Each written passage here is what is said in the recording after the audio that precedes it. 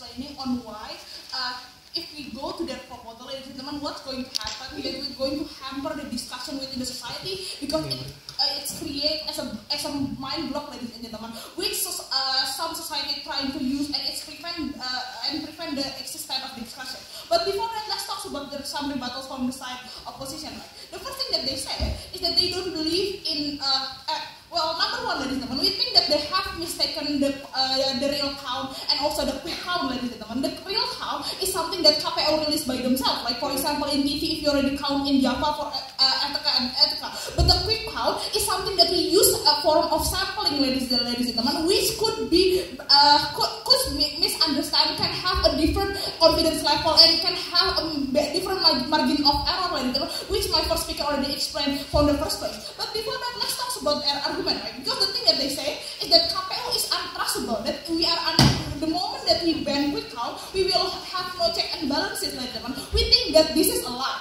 Because why? Because if they talk about the KPU is not reliable, ladies and gentlemen, what will happen to the KPU member if they have mistaken the count, ladies and gentlemen? They're going to jail, right? But what will happen to the statistic body that will that if they are mistaken of doing the evaluation, they just need to make a press conference, for example, and say, well, we use a different method to count this, and that's why this is wrong and something like that, ladies and gentlemen. They are not necessarily getting any punishment for it, ladies and gentlemen. So we think if you want to talk about accountability, ladies and gentlemen, the one that get harmed when they wrong is the one that can be called more accountable. But the secondly that they said is that the reason why we cannot trust KPU is that because we cannot watch them 24/7. This is ridiculous. Either the other body, ladies and gentlemen, we cannot watch them 24/7. So we think this is not mutually exclusive to their side. But secondly, ladies and gentlemen, we think that unreliable survey, LSE for example, who won the job, the Prabowo, people do not trust them in the future. That's the consequences of unreliable act.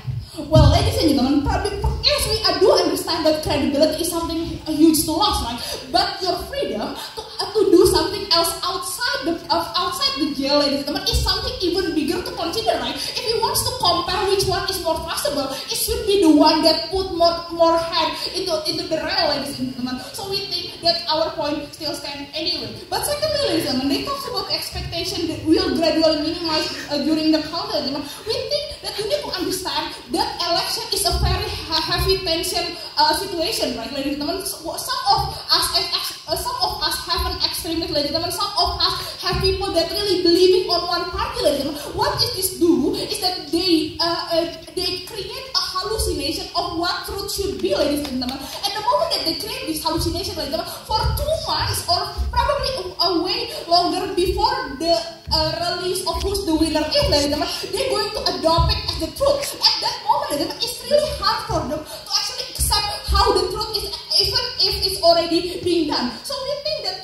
and we think because of that, the expectation coming from the people is going to be aside as well. And they also claim that, hey, people are not that are informed, right? They already know the quick count is prone to change. But here's the thing, ladies and gentlemen, we think that every policy that are prone to change and prone to abuse should be banned. Why? Because we can have a marginal error coming from society, right?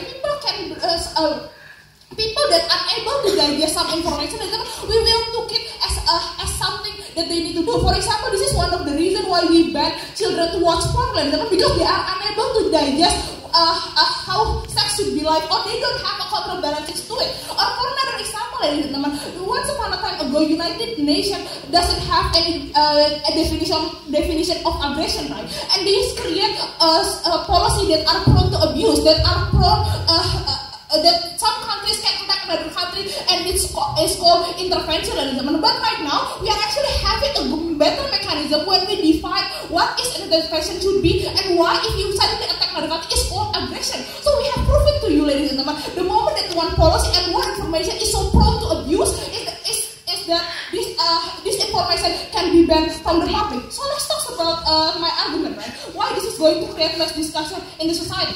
Ladies and gentlemen, let us realize that in the political election, ladies and gentlemen, it's not only to determine whose candidate is going to win, right? We are fighting against apathy, ladies and gentlemen. That we want people to have a discussion, we want people to understand as much as possible how many policy and how to compare within the policy. But what's going to happen, ladies and gentlemen?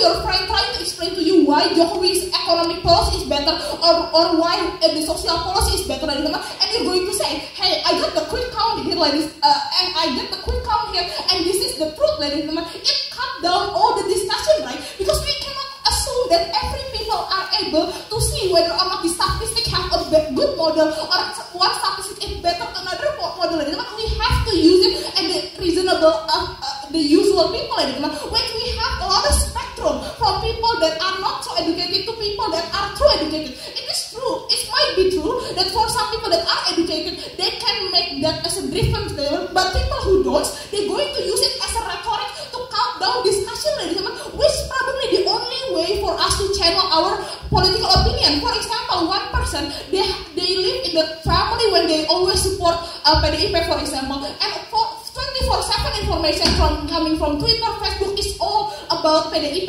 ladies and gentlemen. What's going to happen if you cut down this discussion, ladies and gentlemen? There are going to be a lot of people don't go out for seeking information. What we are trying to asking you today is that to consider that discussion is a very crucial thing, ladies and gentlemen. The moment you are unable to compare is the moment when you can change your decision. Which one vote matters?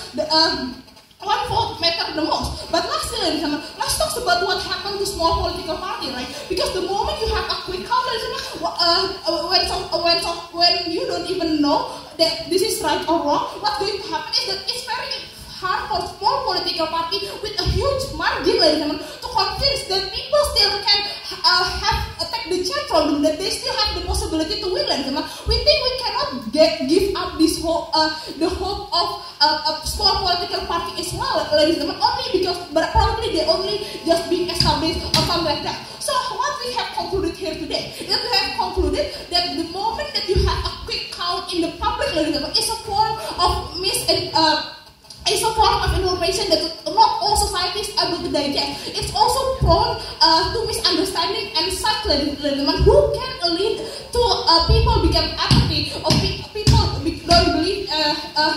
don't believe they don't want to vote anymore. But we also proven to you that the discussion is necessary if you want to have a politically educated country. Thank you.